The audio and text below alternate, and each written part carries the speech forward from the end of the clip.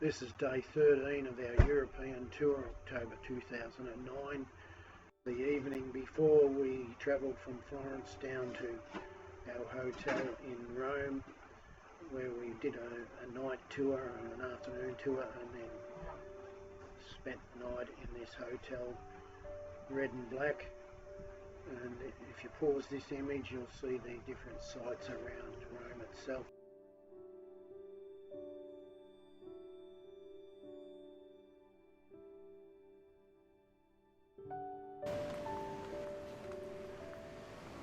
The man in the centre of the picture there is the tour guide, an Italian professor who gave us a tour of the Colosseum and other things that afternoon.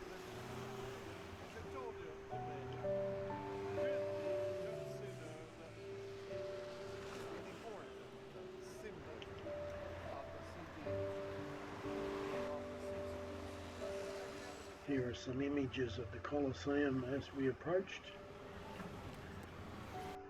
The Colosseum was built in 70 AD and was one of two gifts to the Roman people after a civil war and after the Great Fire of Nero supposedly lit. The Colosseum was built on an artificial lake. If you pause these images as a description of how the Colosseum was built, it has a distinctive shape of 3 stories with 80 semicircular columns and arched windows and entrance points. It had seating for around about 50,000 people, and the 4th story, or the 4th tier in this video, was actually topped off by a canvas awning that could be wound in or out during inclement weather or hot weather or rain to protect the public's viewing of the games. I think we all would know that the amphitheatre, which is the largest amphitheatre in the world, was built for the entertainment of the people, and that most of the entertainment in the early years was gladiatorial games and sacrifices and executions and other type of games, including theatrical works. Here are a few gladiators threatening the public to come and take a photo, come and take a photo. And of course you had to pay for the photo. And here's a still image of one of them. The tour guide, the professor, told us a little bit more about the history, which I obviously can't remember too much about. Here's a selfie of my wife and myself before we entered the building itself. Here's some video of the outside of the building. Gee, it was huge. It really was impressive. We read a lot of stories about the martyrdom of Christians, including ancient Roman authors like Titus. Those stories are largely ignored because there's hardly any evidence of it. Most of it's been destroyed because of earthquakes and general damage and the destruction of the Colosseum over 2,000 years.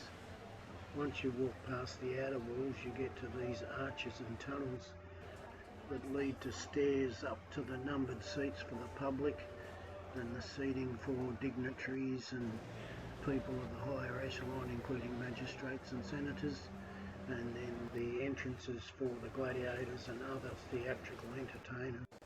We didn't get much time to look at the museum, if you wanted to call it such, and the exhibits that were in the outer tunnels.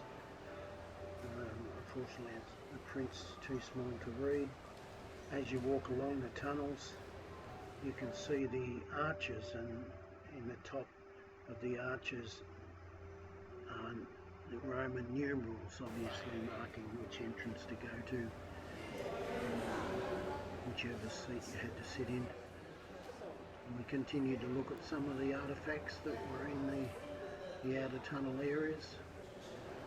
This area was dedicated to the columns, and I think these were the bases of the columns and also the tops of the columns, so that the building structure can be laid on top of a wider area. And then you can see some Roman writing on this slab that would have been between the tops of the columns. Here's a close-up of the top of the column. As we walked past these remnants of the columns, we came to an area dedicated to the pulley system to extend out and pull in the veranda that covered the stadium in inclement weather and rain and too much sun to protect the audience. Then we came across this carving in the wall that obviously depicts a cross, but whether it's a Christian cross or not is undetermined. Then we walked inside the Colosseum area itself and the viewing area, and you can see all the different partitions for the seating for the public to watch the games.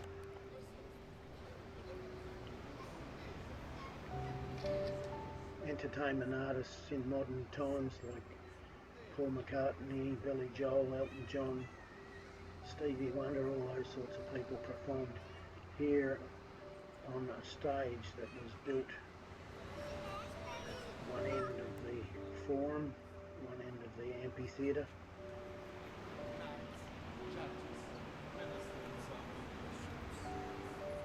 You can see the areas where the emperor would sit, and an area where the dead men exited the game area, and down underneath the flooring was the cages where they kept the animals, and the Arch of the Triumph, and the entrance where all the entertainers would come in, and of course the emperor's entrance as well. And the whole area was covered by a wooden floor, and underneath was the dungeons and all the things that I've described, as well as the gladiators' compound or ready room. Then on the second level you get a better idea of what was underneath the wooden floor, all the cells and all the holding areas and gladiators' rooms, and also the drainage. Here's the video of some of the cubicles for the seating.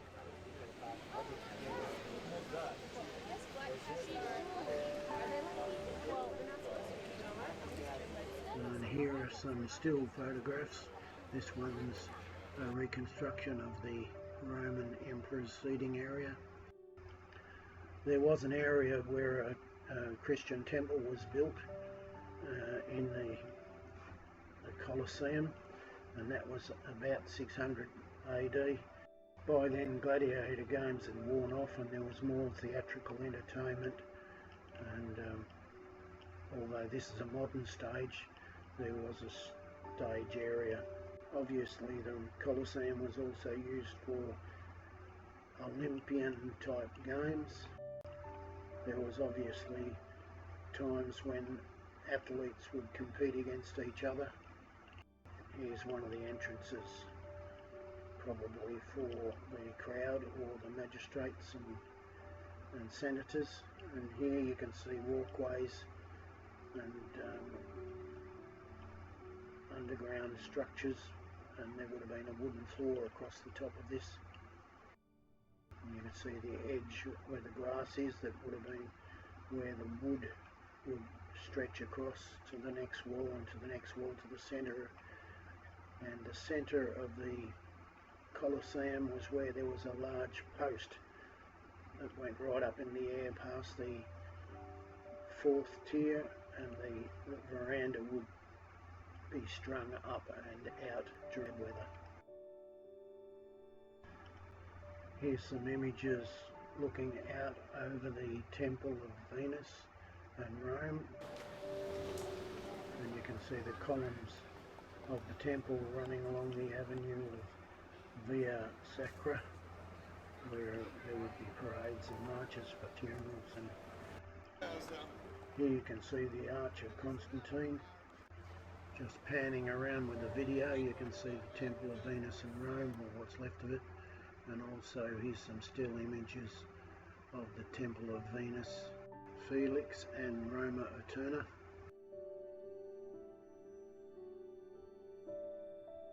And here's a still shot of the Arch of Constantine from the second floor of the Colosseum, and before we went for a walk outside after we'd finished looking around the Colosseum.